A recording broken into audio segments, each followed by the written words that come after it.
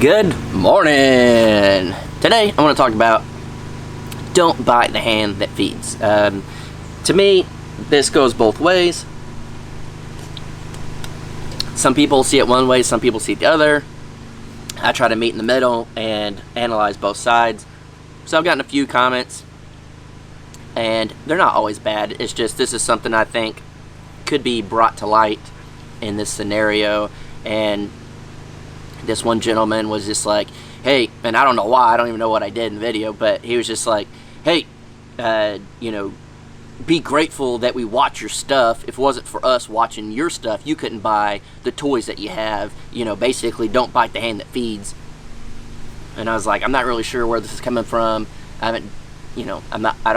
I'm kind of lost. And then, so it kind of got me thinking, and I get it. You don't want to bite the hand that feeds. When someone's helping you, and especially a viewer's watching the channel, not all, there's 99% of you guys that are freaking amazing, but the few people that see it a different way is, hey, I watch you, I make you money.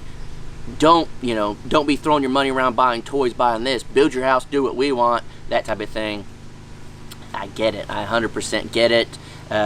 YouTube is a totally different animal. It's not just a normal TV show.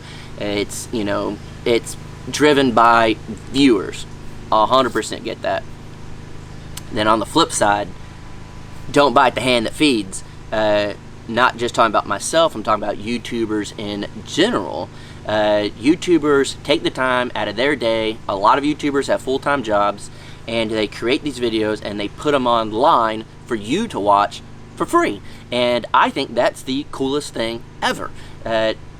Yes, I think they should be compensated for their free entertainment.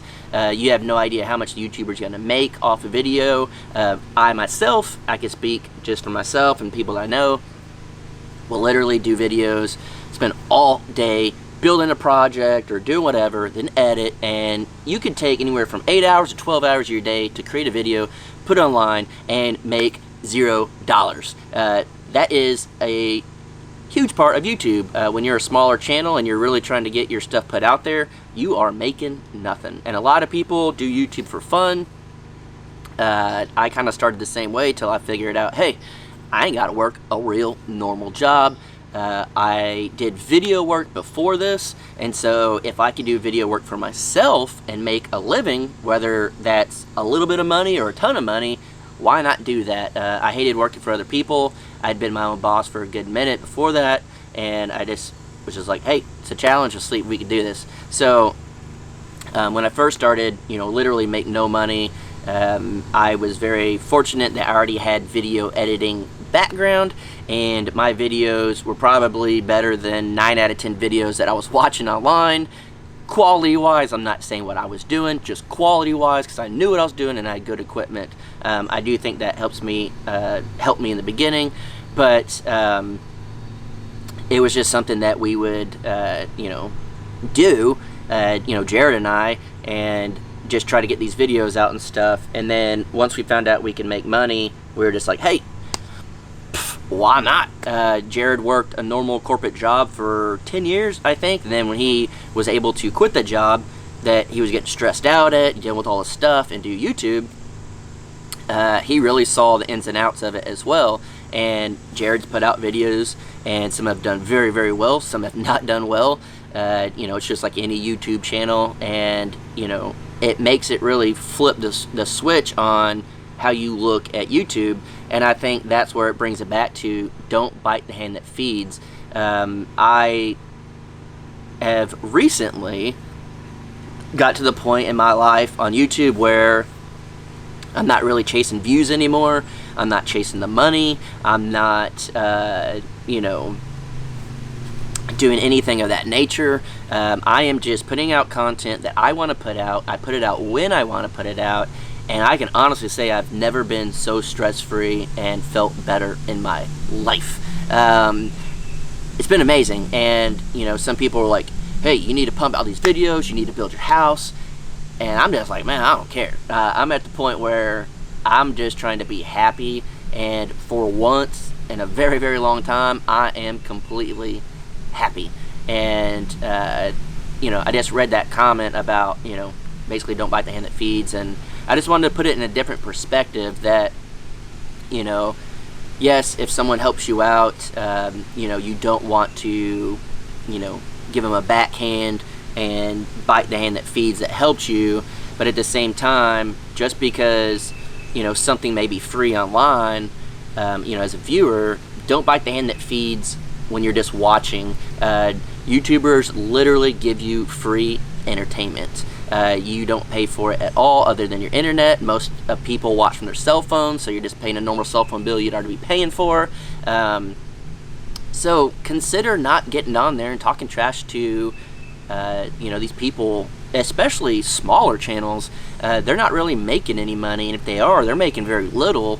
So don't bite the hand that feeds if you watch the videos, and if you don't like it enough to talk trash, then just don't watch them anymore.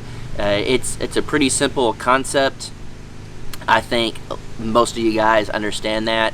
I just think it's another form of don't bite the hand that feeds that a lot of people don't think of. And the reason I did this video, it's not to complain about all that. It's just I try to put myself in their shoes. And so I was like, all right, let's say I don't eat at McDonald's, but if I went to McDonald's and I walked in and they brought me the food, and the cook or whatever came, the cook doesn't do this, but the person making the burgers came up, gave me my burger, and was like, here you go, sir. And I'd be like, hey, just wanted you to know, you better be grateful I came in here and ate your burger today, because if I didn't eat your burger, you wouldn't have a paycheck, so you couldn't drive that nice car you got outside or live in a nice apartment or house. Be grateful that I eat your burgers. I would never do that. I would go into McDonald's and I'd be grateful enough that I get to go in this establishment that someone else runs, someone else pays for, someone else does all the work, and I'm too lazy to cook for myself, so I get to go into McDonald's, buy a very inexpensive meal because someone in the back made it for me. Someone else did all the dirty work to build up this whole business. I get to go in and be lazy and eat an unhealthy meal and then leave. I ain't got to clean it up. I don't have to do any of that stuff. I got to go in there. And my thinking is, I'm going to go into this establishment, whether they do a good job or not, and I'm going to be grateful that I didn't have to cook that meal. And if it's not that good, I just won't go back. Or I might wait a while and go back later. But I would never, just be like, you made my burger wrong. You did this. You're lucky that I eat here. You're very lucky that you get to get stuff because I eat here. Like, I would never, there's people out there that do that, but I would never do that. So, to me, I wouldn't go in and bite the hand that feeds because I'm lucky enough that I get this service for super, super cheap, so I don't have to do anything because I'm lazy and don't want to cook.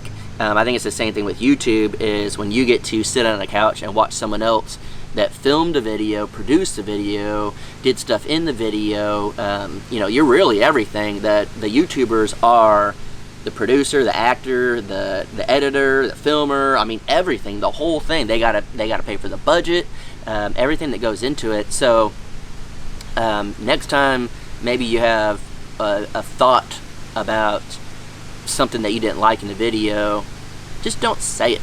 I know it's easier said than done, and I'm not really preaching too much to the people that need to hear it, because those people probably don't watch the video anyways, but it's just a different perspective, and I always try to put myself in someone else's shoes.